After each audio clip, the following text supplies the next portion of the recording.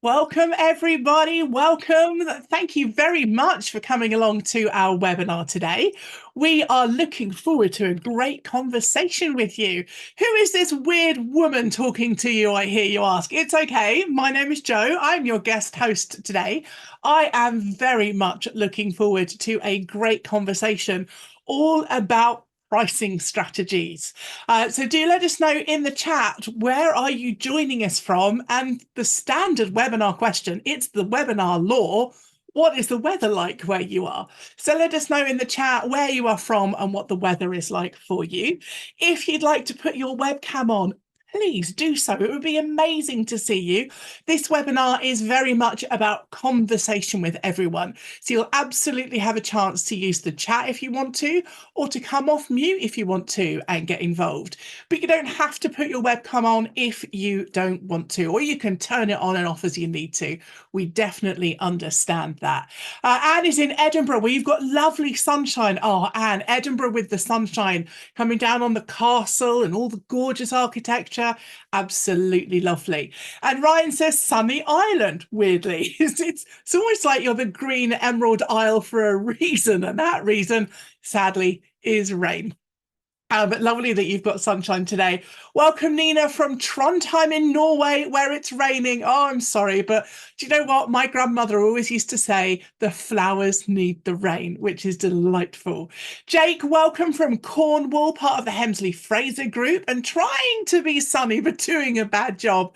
You know, as I look out of my window here in Surrey, it's pretty much the same.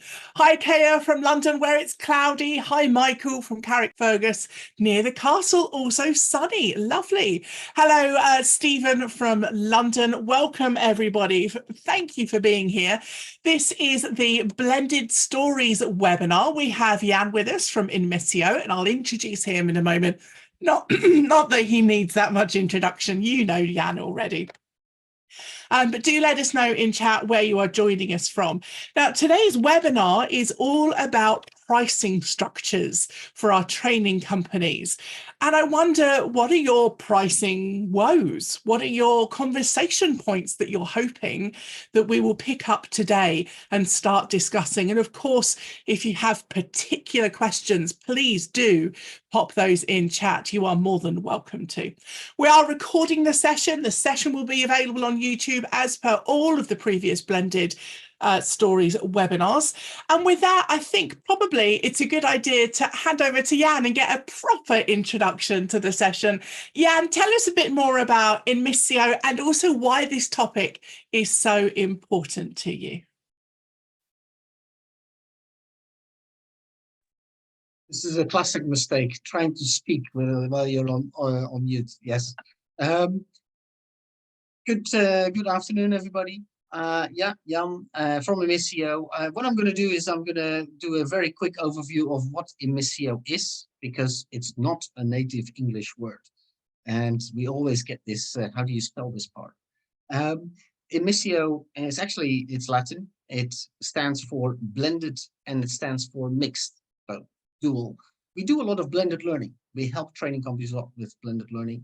And we are a very mixed team, which I love, because it means that we get very creative. We see everything from lots of different angles, and it makes our different backgrounds makes us a richer experience as a business, I think. With regards to a bit more depth on what we actually do, let me try to give you a little bit more background. I'm going to share my screen. So I'm going to guess that people could see this. Joe, if you stick up your thumb. Yeah, thank you. So making more training impact. We see this in two different ways, making more training impact. It means that on the one hand, it's about the quality, and about the other hand, about the quantity of learners. So quality means that we work with training companies, like most of this on the call, on helping to make more impact from a quality perspective. That means designing, creating, but also delivering in a digital and blended way of training. Learners love blended. We've done the research. Instructors love blended, but also training companies love blended because it's more profitable. We also do impact measurement and content strategy, those kind of things. On the quantity side, we help training companies get more learners. Sometimes that means, quite often that means workshops with the leadership of the training company, such as business modeling. And you know what? Pricing strategy, which is actually the topic of today. Entering new markets, different types of topics. With regards to the things that we do as a commercial business, we do learning platforms, we do content, whether it's bespoke or libraries. We do all kinds of services around that. And we like an evidence-based approach. That's why on the left-hand side, you see this research part. For example, we collect case studies from others, from companies, but we also sponsor the research, such as with working with University of Oxford, where for several years we've been doing blended learning adoption among training providers in the UK. That's a mouthful of research. And then we share that with the community. And that's what we're doing right here, right now. So that's really where we're going and what we're doing. We have a particular method where we look at quality and quantity. You can see that here in a graph, where we work with in partnership with training companies, building up through a plan, build, grow, scale format of introducing and scaling blended learning formats as courses. I'm going to leave it with that. So thank you very much. Thank you, Jan. Always good to see a little bit behind the scenes and some of the stuff that you do. So everybody, let's talk about our topic today, which is pricing strategies. And I've popped in the chat, what are your woes? What are your conversation points? But also, I know Jan wanted to have a look at how do you actually create a pricing strategy? How do you come up with the price that you charge? So Jan, why is this an important point whilst people are thinking and popping something in the chat? That's a good point.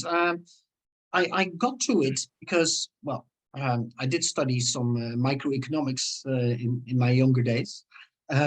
However, then you start looking at other businesses, and at some point I was in a conversation with a group of training providers. It was actually, and the question came up was, how do you set your price?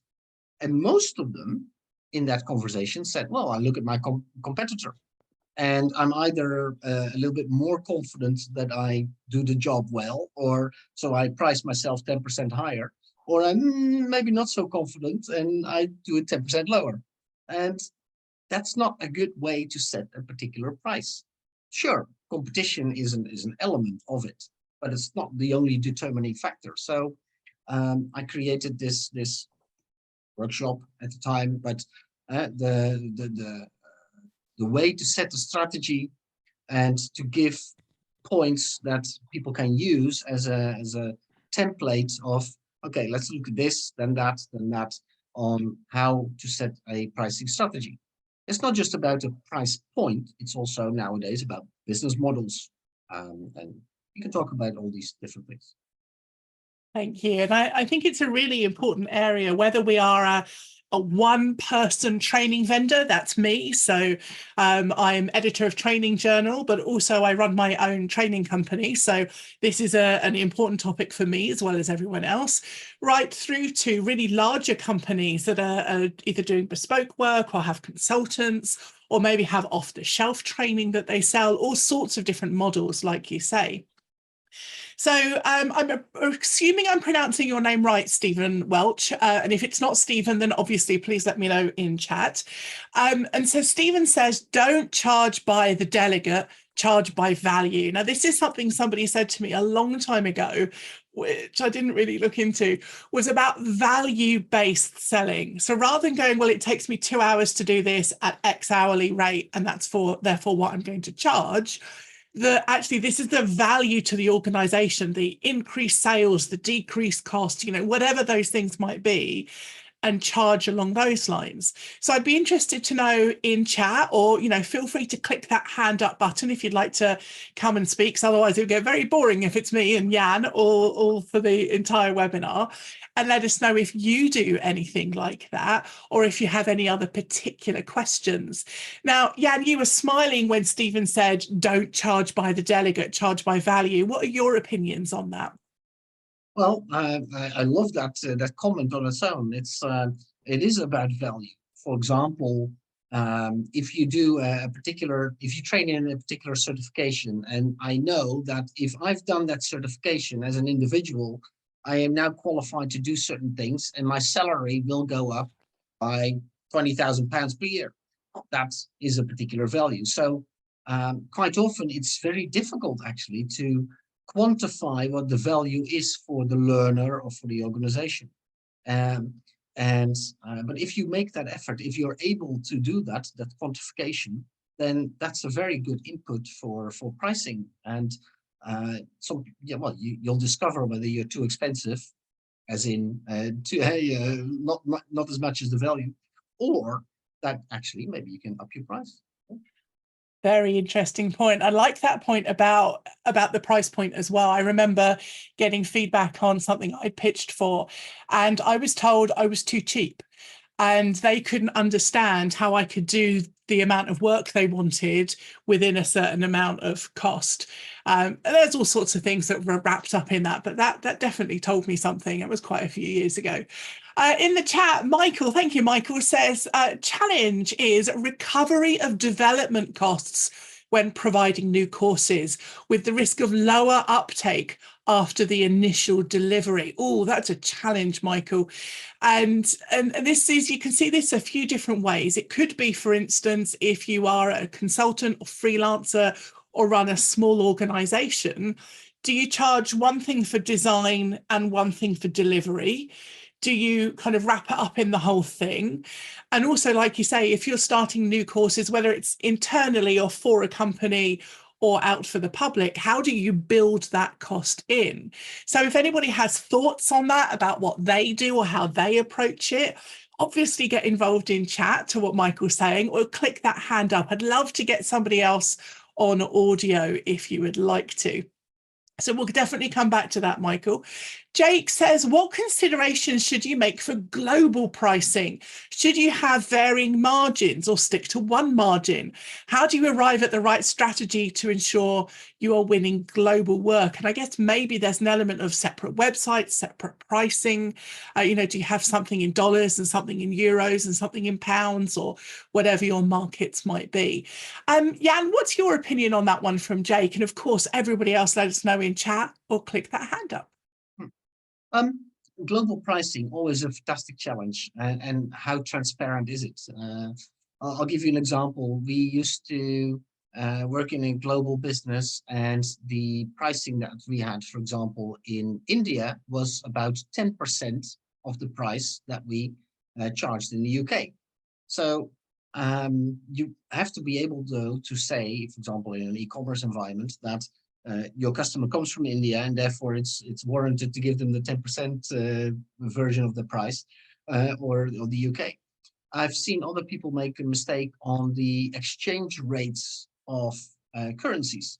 So, for example, actually, we had a customer who was based in the UK, but they preferred to pay us in dollars because they figured out that the dollar price was set at a much lower level in the exchange rate. In the time that it happened, the currencies got different rates, and they charged, or they ordered everything in dollars, and therefore had a big discount, really.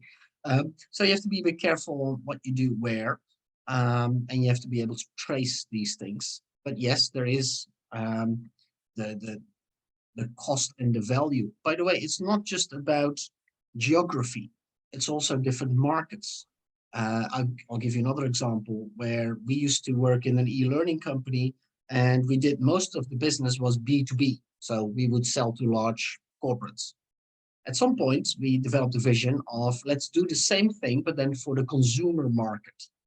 And so if you learn about Microsoft Word, you learn that in a company, but you can also learn that at home, because also there you use Microsoft Word.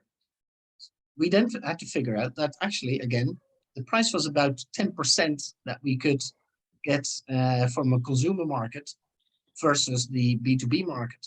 But you can imagine that the consumer market had much more volume. So what actually happened was that our $3 million operation 3 years later was a $25 million operation because we went into that consumer market.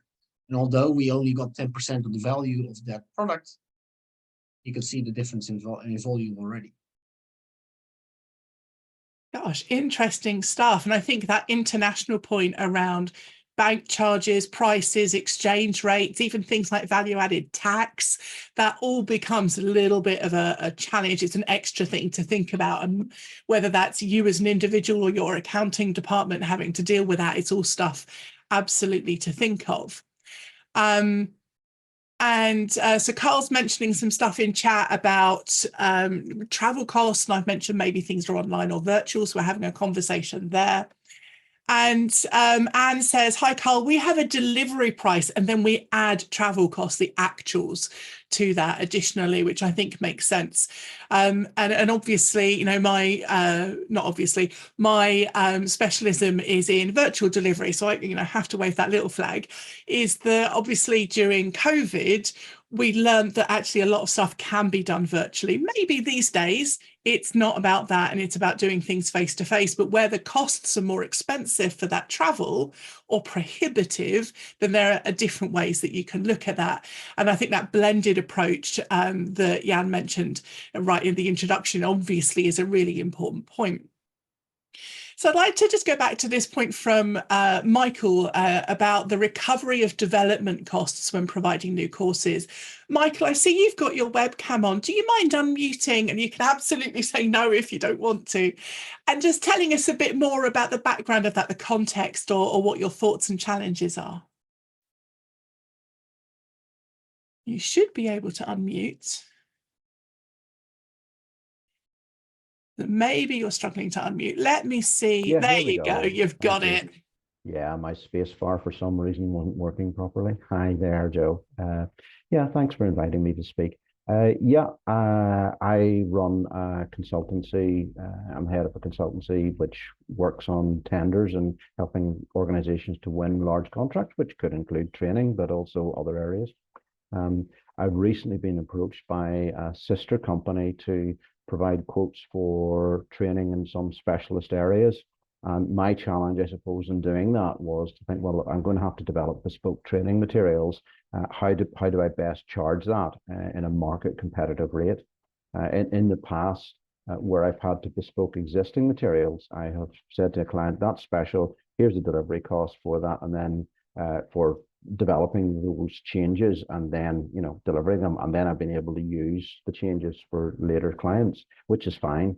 But it's a little bit more of a challenge where you're trying to develop something entirely new for a new client. So that's the context. Hope that helps. And has that client perhaps come to you because you've worked with them before, they like your work, and therefore they can justify that cost of whatever the design work is for those materials? Or do you get the sense of they're not used to paying that and therefore this is going to be a struggle or something else? Yeah, it's a bit more complicated because it came to me through a third party. It's a sister organization that I work with. They do consultancy in a wider area, but I'm a specialist consultant that they use for bids and tenders with international experience. So in my case, the consultancy sister company came to me and said, look, we've had a request for tender training from another organization. They've done, the company in question, sister company, has done the tender training with me originally, but they wanted some other areas and more specializations and things to develop, which is not off the shelf. So hence the question. From my point of view, and this might be a little bit simplistic, but from my point of view, well, that's, if you want something that's bespoke, then fine, here's my bespoke price for creating the materials for you. And here is the separate price of me delivering. And whether that's one cohort one time or 10 cohorts, you know, that's then a different pricing strategy that you might have. And you might roll things up, you might discount, you know, whatever that works for you. But I would definitely separate those two pieces of work, because whilst you can deliver the training again and again, you need to cover those development costs, that one-time cost. Jan, do you have other thoughts about this one for Michael? Well, this is a typical, you called yourself, Michael, a consultant. And typically a lot of consultants, and forgive me, I don't want to average it out here, but typically consultants do a lot of bespoke work, where training providers do a lot of a bit more off the shelf, but they customize, not bespoke, what they deliver. And I would argue that most training providers have an 80-20 rule. 80% of what I deliver is always the same thing, and 20%, if even, I customize. For example, a customer has a particular process that they want you to integrate in your training, or they have used different terminology for a particular process. So that's the things you change. And for a training provider, that content management of being able to just make some quick additions and changes within a training delivery program is actually where your operational costs go down, and you can deliver more cost effectively. Going towards your earlier question in the chat about the recovery time of costs is, what is the time that you take, right? If it's a bespoke development, it has to be, the recovery has to be in that one project. But if it's a product that you can reuse in other situations, then you probably say, okay, I'm going to recover this in 10 customers or within 1 year, or whatever you choose as your horizon, I guess. Thanks, guys. That's okay, Michael. And obviously, if you've got follow-up thoughts or questions on that, do let us know. You can click the hand up, or you can get involved in chat. As Anne has, Anne says, hi, Michael. We look at development time and therefore cost, depending on who is working on the development. This cost is then added to the delivery price. It is rarely an issue for the customer if it is for a bespoke training package. And I think that's the key, is determining what that is. So I know I've had customers in the past who said, can you do training on X for us, please? We've got a relationship with you already, and can you do that? And on some occasions I said, well, I can, but I would have to go and write this training from scratch for you. I don't have any materials on this. I'm happy to do that, but the cost is going to be X per day times however many days as a rough estimate. It's like, but you might be better off, quite frankly, going to another company that already does that. It will be much cheaper for you. And depending on how much I want the work, the money, or to do the project for them, or get involved with them, or maybe it's an interesting area, will depend what my cost is and how strongly I advise people to go elsewhere. But, if a company wants that bespoke work, then generally there should be, I think, an understanding of that being the case. And we've got some other stuff going on in chat as well. Carrie has asked a little bit up in chat saying, what other strategies can you recommend apart from looking at competitors or recouping development costs to find your price point? Are there any other strategies? And asking also about hybrid delivery courses. So Jake has responded saying we work on time and materials, saying we have our internal costs, our actual resource cost, and then we have our market cost for that resource. We then figure out the hours it will take from each resource and land at our price. There's definitely an hourly rate being built into that for some people. And Kaya, and I apologize if I haven't pronounced that correctly, says, what are the key considerations when setting prices for corporate clients versus individual learners? So we'll maybe come back to that, because I think Carrie is saying the same thing. Is I think the problem is that the same course can be 59 or 5,059. How do you find your place in this swamp? Jan, help. Well, it's true, isn't it? You see these different prices, and honestly, with AI, it's not going to get easier, because a lot of people can now create a course. We already seen examples with ChatGPT that if you're good at prompt writing, you can get you can create a course. The difficulty, of course, with AI created courses, and you're not a subject matter expert on the topic, that if AI is wrong, I don't know it. So I publish a course where I don't know that it's wrong. And you as the learner, you don't know it's wrong. So you're going to get this sausage machine of content out there, which is probably very cheap, which means that for training providers, branding, your values, your reputation, those become more important in differentiating yourself from everybody else. So you're going to have to do stronger on the marketing, etc. What you also will get, and this is an interesting part, where pricing will become more based on value, because one of the things that technology enables us to do over the last years, and our insights into learning, is the more and more demands from customers, usually corporate customers, that say, what is the ROI, return on investment, of my training spend? What is the impact that you make as a training provider? And I'm thinking, and we've seen, this is not me being original, by the way, we see these examples already, that in the past you might have gotten £500 for a morning of training. I think that will change at some point as a standard to, I'll give you £300 for your morning of training, and then I'll also give you £300 later on, when we see that there was some kind of effect. Now, that's a big argument you can have there on what is the effect. We'll save that one for next month. However, that means there's a threat and an opportunity. If I do a bad job, I only get £300. If I do a good job, actually, I make £600, which is 20% more. So there is an opportunity and a threat in this new business modeling. And I think that this is going to be an exciting time, and where training providers are into, because it means that you need to have a better relationship with your customer. Quite often it's very transactional, and come in, do training, leave, nothing after that. Where if you have a relationship with the customer, that's also an opportunity to prove your value, to be the trusted advisor.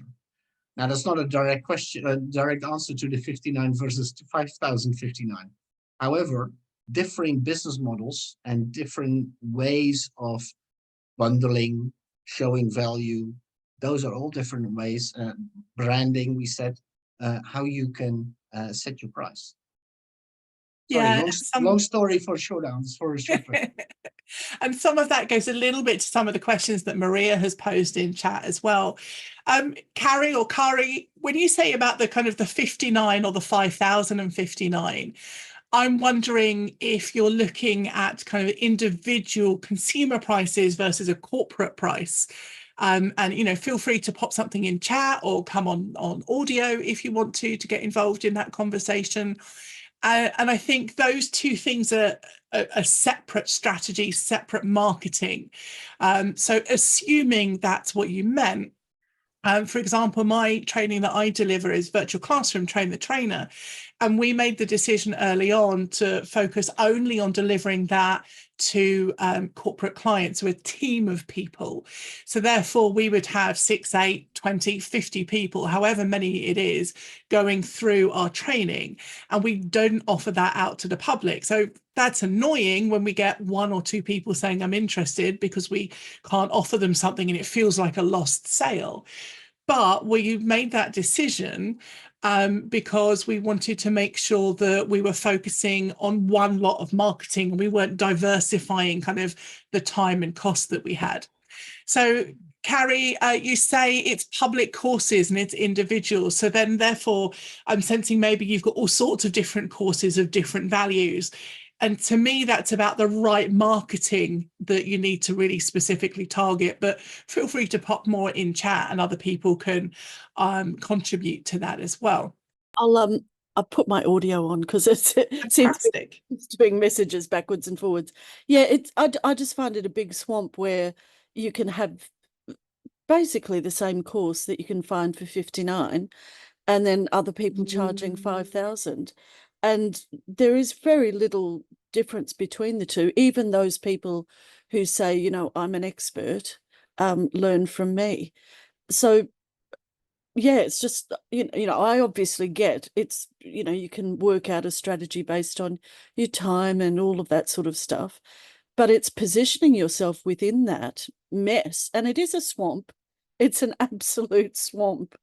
It's really challenging, because I'm also not positioning myself as the expert either, because I hate that coaching model. No offense to anybody else who does that model in this group. So it's So I think you've got a few things going on here. One is a little bit how we see ourselves, how we value ourselves, and how we market ourselves. And I feel the same. I would hate to call myself an expert, but I like it when other people do, and things like that. So it can feel a little bit false to do that, especially if you're doing a number of different topics as opposed to focusing on one thing.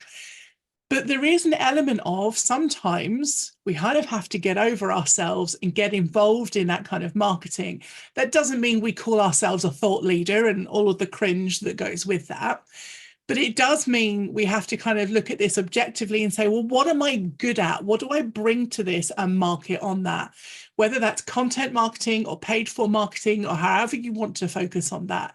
And if it's about you, then go to town on it being about you. If it's about the topic or the company or the ethos or anything like that, then obviously focus on those areas. I also think it's a little bit about what really is the difference between the £59 course and the £5,059 course. So I've done some of the kind of £59 course end of things, and I kind of guess I know what I'm getting from the value, from the price. It's all online. I'm not expecting great things from it, but basically it's saving me having to go and find the content. It's curated it for me. Whereas the £5,000 course, I would be looking at, well, what face-to-face time do I get? What coaching do I get? What systems and processes can I download? All of those other things. So that's, again, it's all to do with the value proposition and the marketing. Is what do you get in the £59 course, but what do you get in the £5,000 course? So it's a little bit high level, but they're key things to differentiate yourself.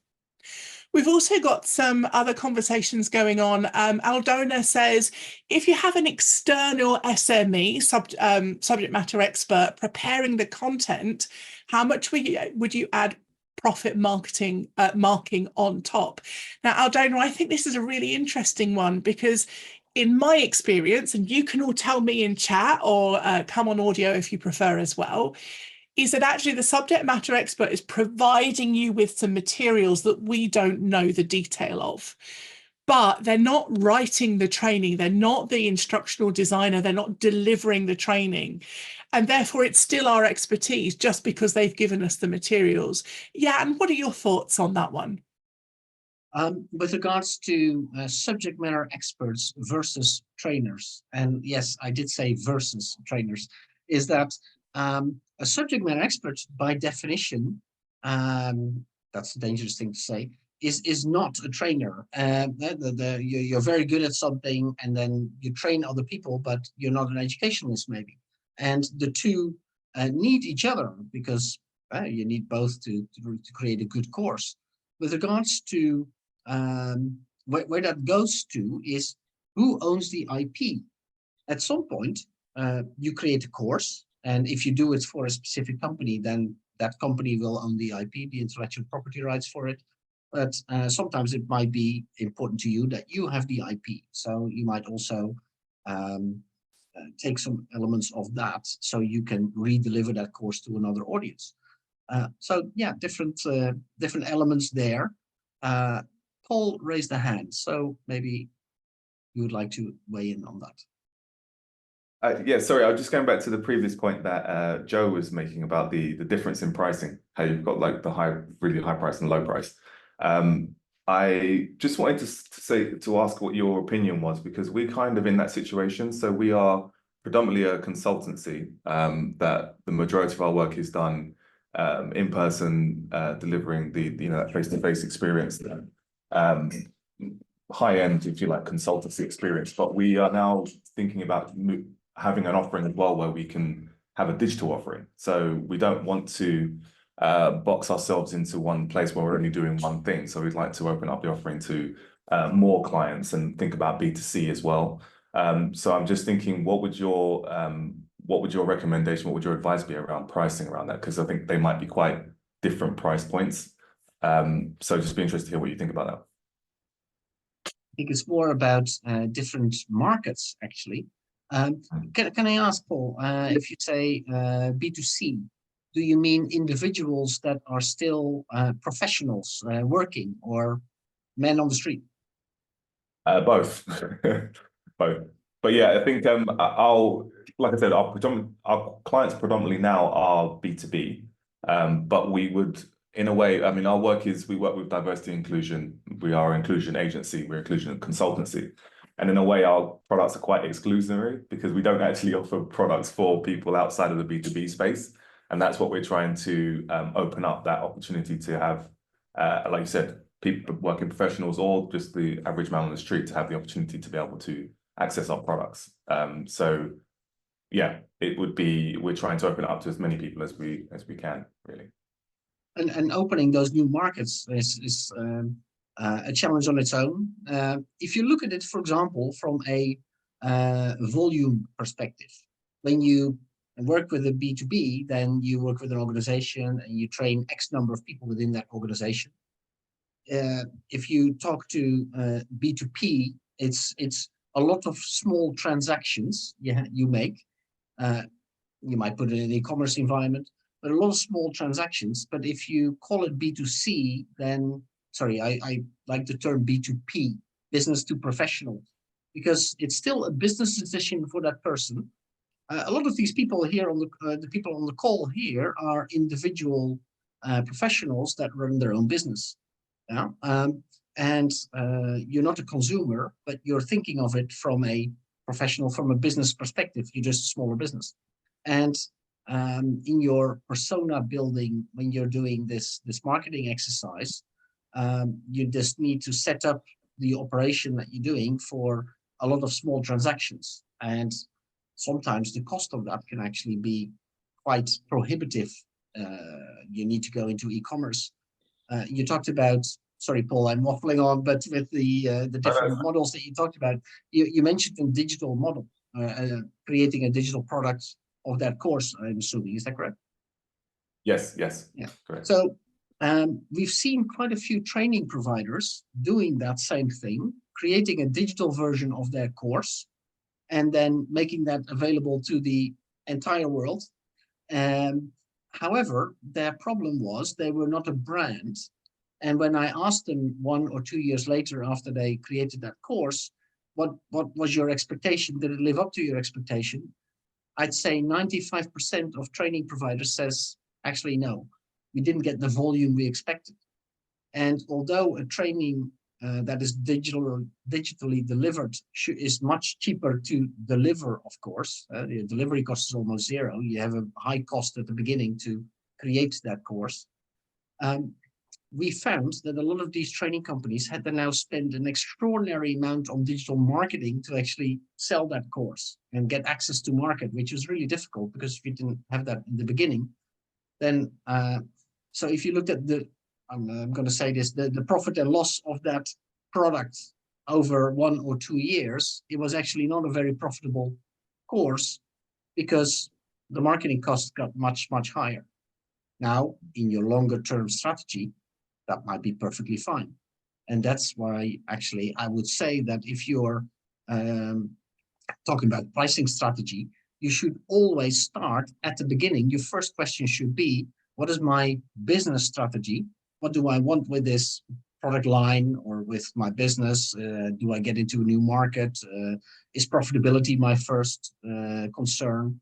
That should be the first part where when you think about pricing strategy. Again, a long answer, very short question. Oh, thank you. Always happy to take it offline as well, Paul, to just give my 2 cents worth, if any. That would be a really great thing to do. And I think it's great to have these conversations that are wider and you get more perspectives from different people and different questions that maybe we haven't thought of. But also those one-to-one conversations are really important as well, which is one reason I've encouraged you share your LinkedIn profile perhaps in chat if you want to connect with other people. Can be really nice. There's some great conversation going on in chat, Jan, about things like discount or early bird offers, especially when you're looking at B2P, business to professional, as you've said, as opposed to consumer. I think that's a really great way to discuss that. And I'm using pricing to differentiate from your competitors, actually use that as a strategy, which I think we've touched on a little bit. But is it as simple as, well, we're cheaper than our competitors to come to us, or we're more expensive, therefore we're better? Are there different pricing strategies that maybe we could use, Jan? Oh yeah, there's a lot of variety in pricing strategies. You can build a reputation, so being reassuringly expensive. That's one way. Price diving, making or bundling. Buy two and you get a discount. Why don't a lot of training providers and other event organizer also bundle in, for example, a night at the hotel, and do it on a Friday, and then you can stay the weekend, for example, make it an outing, get a discount from the hotel. We do that with our conference in October. We'll talk about that later. There are different ways you can do pricing. I saw the word, subscription model, also very popular. Works very nicely, as long as you make sure that you on a regular basis can add content to it, so people don't get bored because you want them to renew, right? So you need to also then have a content strategy.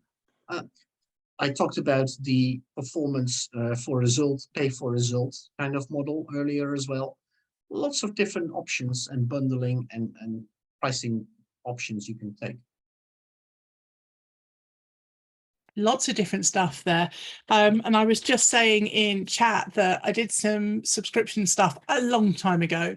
And for me personally, whether it was my work, my marketing, my sector, what I was offering, I found it a lot of work for actually financially not much come back from it.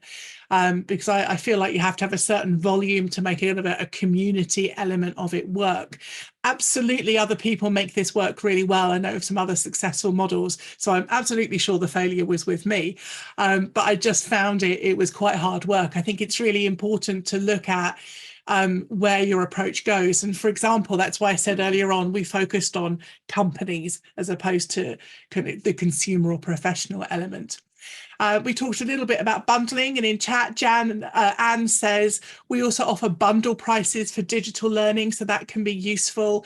And I've had clients in the past. I had one who said, oh, they had 20, I don't know, £4,000 worth of training they were looking at with us, and they said, well, I can sign off today on 20 grand. Can you do me a deal? I was like, yes, I want the 20 grand. I'm not worried about the 4, because they weren't direct costs. So that was something I did that.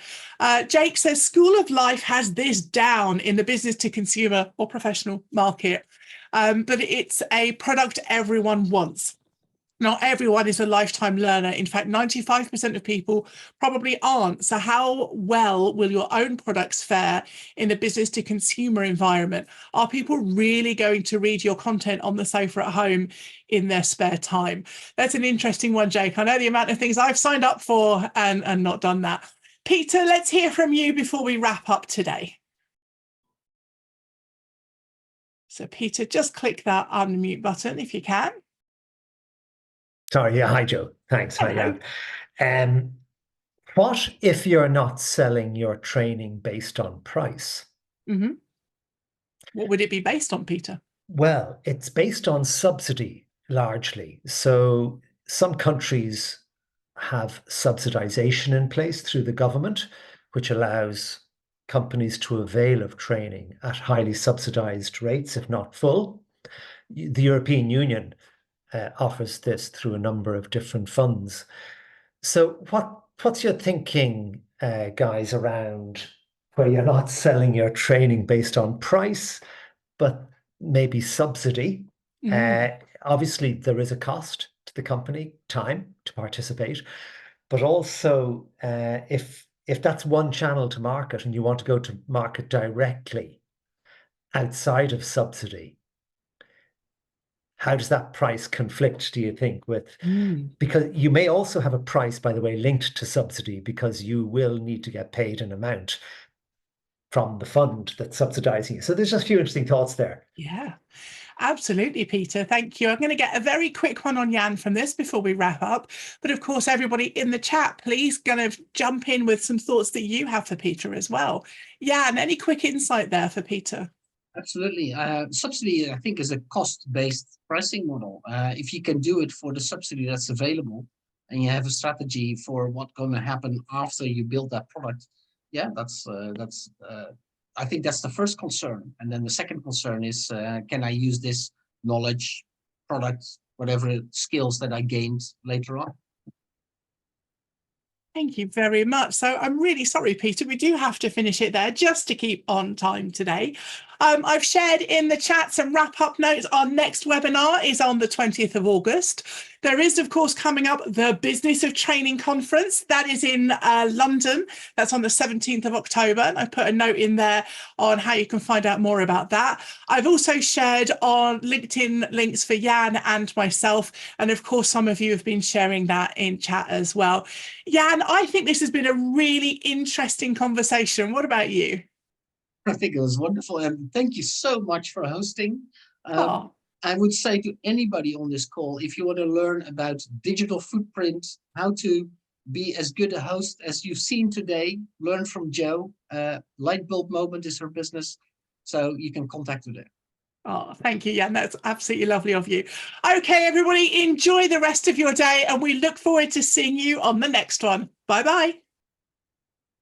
Bye for now.